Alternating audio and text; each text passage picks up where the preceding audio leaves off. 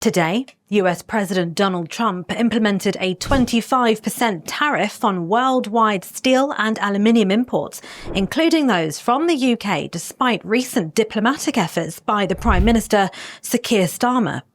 Hi, I'm Tatiana Sanchez, and this is GBN Originals.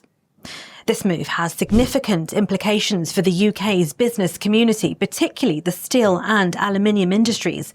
The tariffs apply to all steel and aluminium imports to the US, affecting approximately 5% of UK steel exports and 6% of aluminium exports by volume. The UK government has opted for a cool-headed approach, refraining from immediate retaliatory measures, unlike the European Union, which has announced countermeasures.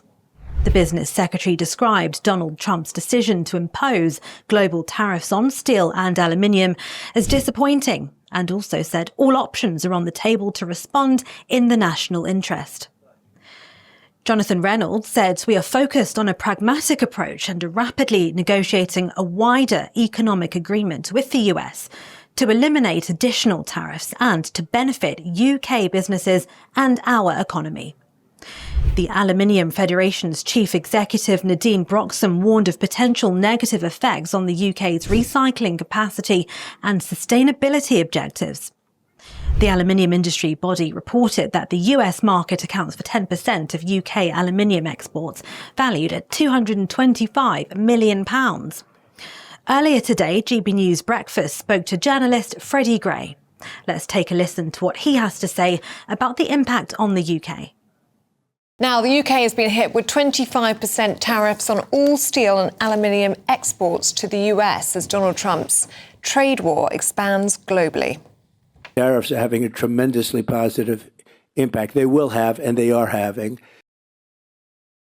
Well, the British steel industry is in disarray. They say the levy couldn't come at a worse time. Well, the government says it won't retaliate, at least not for now, and has called for the industry to remain cool-headed. Deputy editor of The Spectator, Freddy Gray, is here. Is this going to have that much of an impact? I mean, what is it, 5% of our steel, 6% of our aluminium goes to the States. So is that enough for this to have a big impact on us? Well, it's not good for British steel. There's no doubt about that. But British steel's in very bad shape anyway. So if anything, it's a sort of a nasty blow to an industry that's in very, very steep decline. Us blokes hate talking about a little thinning up top, and many of us settle with that balding look, but that wasn't for me, and that's why I went to Elite Hair, the world's leading hair loss clinic, and now I've had over 4,000 new hairs added to this barnet, and very soon I'm going to be rocking some brand new flowing locks, and you can too. So how does it work? Step 1, I sent the team a set of photos of my head. Step 2, I then spoke to one of the Elite Hair staff who looked through my photo submissions and worked out a treatment plan for me. Step 3, Elite Hair then organised accommodation and the treatment. I was at their state-of-the-art treatment centre in Istanbul, and their incredibly kind staff took me through the process, and before I knew it, I was in surgery. Elite Hair and their leading medical experts have specialised in pain-free treatments using the Sleep Deep method, and they really mean that. I felt incredibly relaxed the whole time, and I haven't felt any pain since. Check out Elite Hair using the link in the description. When you do, Elite Hair will provide you with a free personalised hair analysis. Then you'll join over 100,000 happy patients. Hit that link and start your hair growth journey like I did today. And the reason British steel is in such steep decline is because it is almost impossible to make steel in Britain because our energy costs are so enormously high. And I don't think this point can be stressed enough. I mean, we can't really do serious manufacturing in this country. And Trump's tariffs are potentially problematic in some ways. But the bigger problem for steel and for British manufacturing is the fact that we can't afford to do it because our energy costs are so high, and that's down largely to do with net zero policies and a government that doesn't seem to take energy very seriously. Do you think the government's right not to retaliate? The government's saying it's not going to retaliate for now, at least with the tit-for-tat measures, or do you think they should be trying to fight this? I think it'll be interesting to see. I think you saw with Canada yesterday, Donald Trump got obviously angered by Canada's retaliatory tariffs. Suddenly said they're not going to be 25% for Canada, they're going to be 50% for Canada. Then overnight he backed down from that. Is Canada's approach going to be more effective than Keir Starmer's, who seems to be saying, let's work it out with the Americans, we can work it out? That's interesting to say. Of course, the difference is that Canada's material exports to US are very, very significant. Ours, comparatively, are not. I think Labour think there's a deal to be done, a free trade deal to be done with America. However, they want to fold it in to their other strategy, which is a deal with Europe, the European reset and so on.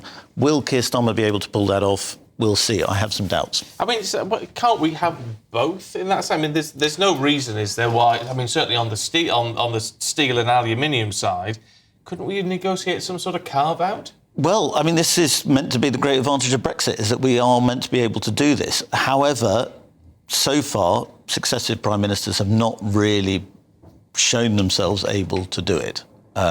I think Britain could position itself as a sort of bridge between Europe and America that can deal with both. That would be great. But I worry about our politicians' ability to do that.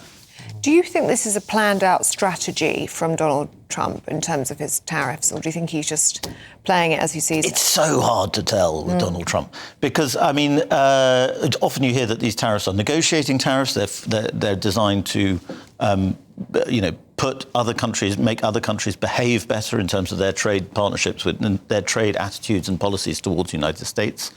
But then you also hear that it's actually part of a broader economic vision for America to bring up the working class, to not care so much about Wall Street, to care more about Main Street, which means, the working man rather than people with lots of money.